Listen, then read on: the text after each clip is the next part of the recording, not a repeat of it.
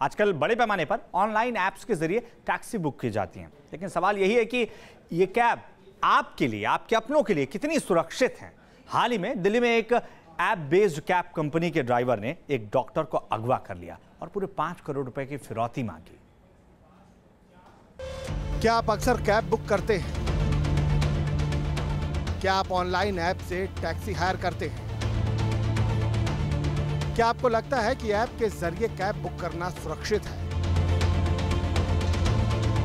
अगर इन सवालों के जवाब हाँ में हैं, तो सावधान हो जाइए। कैब बुक करते समय अलर्ट रहिए, कहीं कैब में किडनैपर ना बैठा हो। चलती कैब में किडनैप करने वाले शातिर बदमाशों से खबरदार। दिल्ली एनसीआर में कैब ड्राइवर ने किया डॉक्टर को अगवा।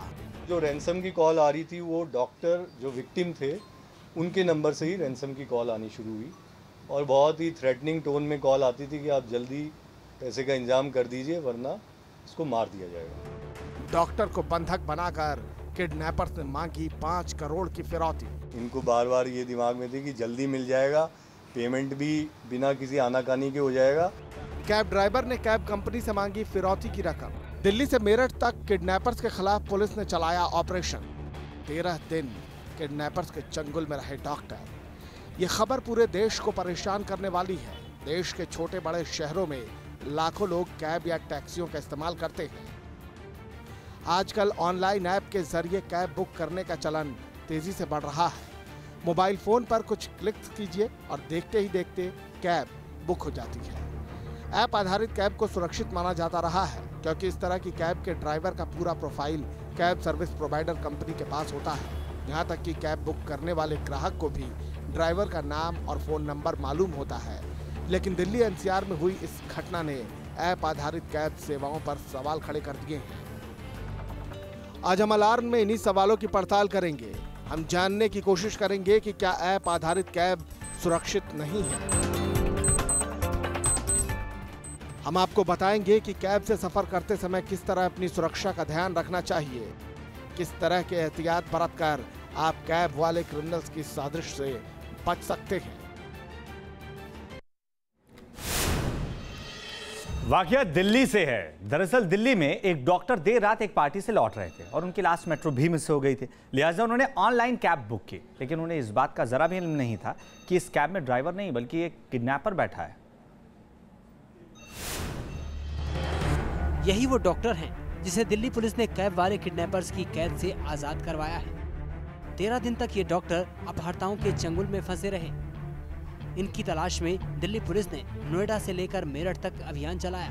और अब दूसरी तस्वीर देखिए, यही हैं वो बदमाश जिन्होंने इस डॉक्टर को किडनैप किया था। ये किडनैपर्स इस डॉक्टर के बदले 5 करोड़ की फिरौती मांग रहे थे। लेकिन वो बात जो इस केस को सबसे अलग, सबसे सनसनीखेज बनाती है, वो है किडनैपर्स की कैब वाली साजिश। अपहरण का देश का ये पहला ऐसा मामला है जिसमें अपहरणकर्ताओं ने अपहरण करने के बाद परिवार से फिरौती नहीं मांगी, बल्कि उस कंपनी से फिरौती मांगी जिसकी कैब डॉक्टर ने हायर की थी। आइए आपको हम पूरी कहानी तफसील से बताते हैं। इस डॉक्टर का नाम है श्रीकांत गौड़। तेलंगाना के रहने वाले डॉक्टर श्रीकांत गौड़ पूर्वी दिल्ली के एक बड़े अस्पताल में काम करते हैं। 6 जुलाई की रात को श्रीकांत गौड़ नोएडा में एक बर्थडे पार्टी में शामिल होने गए। पार्टी के बाद उन्हें साउथ दिल्ली में अपने घर लौटना था। डॉक्टर श्रीकांत गौड़ के दोस्त ने उन्हें प्रीत विहार मेट्रो स्टेशन पर ड्रॉप कर दिया। लेकिन जब श्रीकांत स्टेशन पहुंचे तो पता चला कि लास्ट मेट्रो निकल चुकी है। अगर उस दिन कुछ मिनट की देर न हुई होती और लास्ट मेट्रो न छूटी होती तो शायद डॉक्टर श्रीकांत गौड़ का किडनैप भी न होता। आगे की कहानी दिल्ली पुलिस के डीसीपी से सुनिए। 6 जुलाई को रात को करीब 11 बजे की बात है। डॉक्टर श्रीकांत जो मेट्रो हॉस्पिटल प्रीत विहार में काम करते हैं, वो रात में उस दिन वो ड्यूटी से थोड़ा सा लेट गए और उनकी आखिरी जो मेट्रो ट्रेन थी वो छूट गई थी। तो उन्होंने एक ओला कैब को फ़ोन करके हायर कर लिया। ये जो ओला कैब थी ये किडनैपर्स की थी। बदकिस्मती से उन्होंने इनको उसी समय किडनैप कर दिया। इनका फ़ोन सब स्विच ऑफ हो गया।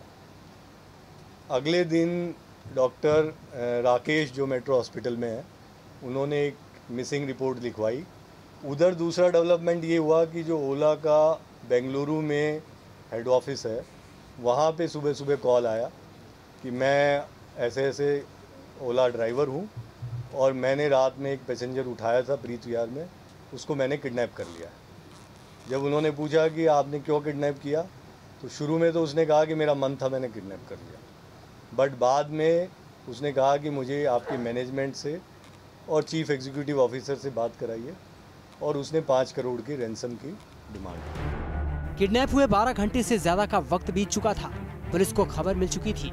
कैब कंपनी को 5 करोड़ की फिरौती की कॉल भी आ चुकी थी।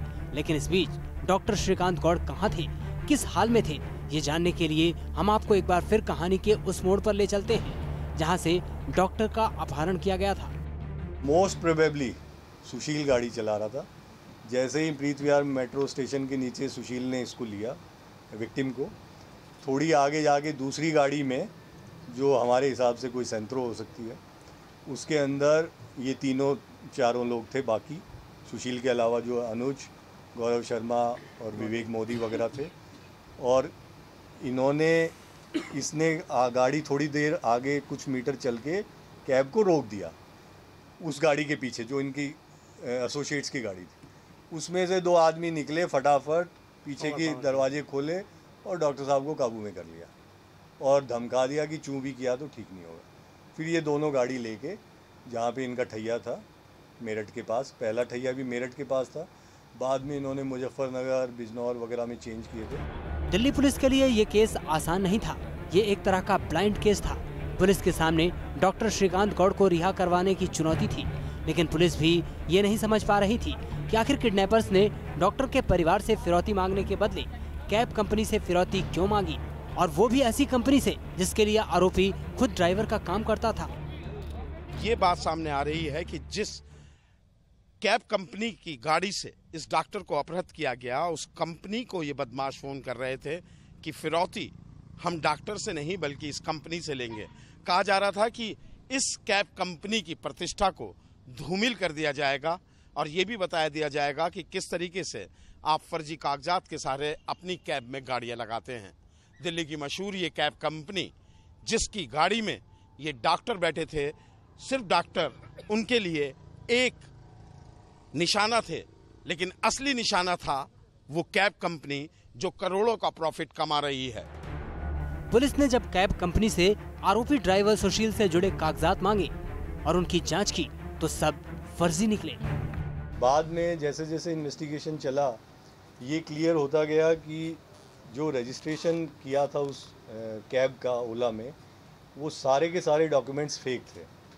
जैसे ओनर का जो गाड़ी का ओनरशिप थी, उसके सारे डॉक्यूमेंट्स फेक थे, इंश्योरेंस डॉक्यूमेंट्स फेक थे, परमिट लाइसेंस था वो फेक था, ड्राइवर का खुद का जो आधार नंबर था वो फेक था, पैन नंबर था फेक था, बैंक अकाउंट नंबर था फेक था। डॉक्यूमेंट से पुलिस को आरोपी सुशील की पहचान का सही ब्यौरा तो नहीं मिला, लेकिन पुलिस को फोन के सर्विलांस से कुछ सुराग जरूर मिले, जिनके आधार पर पुलिस ने इस गैंग को पकड़ने के लिए दिल्ली से लेकर वेस्टर्न यूपी तक अपना जाल बिछा दिया। मेरठ से अभिषेक शर्मा के साथ रुमानुल्लाह खान, न्यूज़ नेशन, दिल्ली। वाकई अपने आप में देश का ऐसा पहला मौका होगा जब किसी कैब ड्राइवर ने अपने पैसेंजर को अगवा तो किया, लेकिन फिरौती उसके परिवार से नहीं बल्कि कैब कंपनी से मांगी है। और दिल्ली पुलिस ने इस गैंग को पकड़ने के लिए 13 दिन तक मुहिम चलाई और आखिरकार किडनैप किए गए डॉक्टर को मेरठ से सही सलामत छुड़ा लिया गया। कैब वाले किडनैपर्स ने जिस गाड़ी में डॉक्टर को अगवा किया था उसमें जीपीएस लगा था। पुलिस जीपीएस डेटा को ट्रैक करते हुए नोएडा के पास दादरी पहुंची, लेकिन पुलिस जब तक इन बदमाशों तक पहुंचती उससे पहले ही उन्हें भनक लग गई और ये भाग निकले। एक इनपुट लास्ट संडे को आई थी कि किडनैपर्स जो है चीतल ग्रैंड से पहले जो सकौटी और दादरी पुलिस चौकियां दोराला थाने के अंतर्गत वहां हो सकते हैं। वहां पे हमारी टीम पहुंची भी, लेकिन वो किडनैपर दोनों साइड गन्ने का खेत है और वो गाड़ी छोड़ के भाग गया। लेकिन उससे हमें फ़ायदा ये हुआ कि जो वैगन आर जो क्राइम में इस्तेमाल हुई थी वो रिकवर होगी और कुछ और चीज़ें भी रिकवर हुई, जैसे कि उन्होंने मास्क रखे हुए थे। मास्क डिलीवरी लेते समय ऑफ कोर्स वो अपने आप को मास्क रखना चाह रहे होंगे। रबर बैंड्स रखे हुए थे उन्होंने कि ताकि जब वो पैसा डिलीवर हो तो उसको खोल के दोबारा रबर किया जा सके। इसके बाद किडनैपर्स आगे आगे और पुलिस पीछे पीछे दिल्ली पुलिस की स्पेशल सेल के 100 जवान इस ऑपरेशन में लगाए गए। पुलिस के मुताबिक किडनैपिंग की इस पूरी वारदात को सुशील, अनुज, गौरव पंडित और विवेक नाम के बदमाशों ने अपने दोस्तों के साथ मिलकर अंजाम दिया था। सुशील और अनुज सगे भाई थे। इन दोनों ने ही किडनैपिंग की प्लानिंग की थी। सुशील उस वक्त गाड़ी चला रहा था जब डॉक्टर श्रीकांत ने कैब बुक की थी। किडनैपर्स बहुत शातिर थे। वो कांवड़ियों जैसी वेशभूषा बनाकर कांवड़ियों के दल में छिप जाते थे ताकि पुलिस उन्हें तलाश न सके। सुशील और उसके साथी लगातार अपनी लोकेशन चेंज कर रहे थे ताकि फिरौती की रकम मिलने से पहले पुलिस उन तक न पहुंच सके। उन लोगों ने अपने फ़ोन सारे स्विच ऑफ कर दिए थे, खाली विक्टिम के फ़ोन को यूज़ करते थे और वो भी कुछ सेकंड के लिए ऑन करते थे और हर बार नई लोकेशन से ऑन होता था कि आप जब वहाँ पहुँचे तब तक वो अलग लोकेशन पे होते थे। तो ये एक बहुत ही मिस्ट्री बन गई थी कि विक्टिम और किडनैपर्स का बेस कहाँ पे है। किडनैपर्स पुलिस के साथ लुका छिपी का खेल खेल रहे थे। वो डॉक्टर श्रीकांत गौड़ को दादरी से मेरठ की तरफ ले गए। किडनैपर्स ने धमकी दी कि अगर 5 करोड़ की फिरौती नहीं मिली तो वो डॉक्टर का कत्ल कर देंगे। बताया जाता है कि अगवा करने वाले बदमाशों ने उस अस्पताल को भी फोन किया जहां डॉक्टर श्रीकांत काम करते थे। उन्होंने अस्पताल से कहा कि वो कैब कंपनी पर फिरौती की रकम जल्द देने के लिए दबाव डालें। 19 जुलाई को पुलिस को जानकारी मिली कि मेरठ के प्रतापपुर इलाके में डॉक्टर श्रीकांत को एक घर में रखा गया है। पुलिस ने उस घर को चारों तरफ से घेर लिया। काफी देर तक चले एनकाउंटर के बाद आखिरकार पुलिस ने डॉक्टर श्रीकांत को सकुशल रिहा करवा लिया। जब उनको लगा कि वो एस्केप नहीं कर सकते हैं तो उन्होंने फायरिंग शुरू कर दी। तो जवाब में सेल्फ डिफेंस में हम लोगों ने भी फायर किए कुछ राउंड। उनमें से जो एक किडनैपर है प्रमोद, उसके पैर पे 2 गोलियां लगी हैं और बाकी 3 लोग के साथ 4 लोगों को हमने गिरफ्तार किया। डॉक्टर जो थे उनको हमने वहाँ से सकुशल छुड़ाया, उनके पेरेंट्स के सुपुर्द कर दिया हमने। पकड़े गए बदमाशों से पूछताछ में एक और खुलासा हुआ। आरोपियों को मालूम था कि कैब कंपनी में ड्राइवर के डॉक्यूमेंट का वेरिफिकेशन होने में 2 से 3 दिन का वक्त लगता है। आरोपी जानते थे कि वेरिफिकेशन के बाद उनके फर्जी दस्तावेजों की पोल खुल जाएगी, इसीलिए वेरिफिकेशन प्रोसेस पूरा होने से पहले ही साजिश के तहत किडनैपिंग को अंजाम दिया गया। वारदात के बाद सवाल उठे कि आखिर बिना वेरिफिकेशन के आरोपी को कैब चलाने की इजाजत कंपनी ने क्यों दी। इस पर संबंधित कैब कंपनी ने सफाई पेश की। जो डॉक्यूमेंट्स थे वो नेशनलाइज्ड गवर्नमेंट डॉक्यूमेंट्स थे। उसमें कहीं भी आपको तुरंत on the face of it नहीं पता चलता है कि ये फेक है।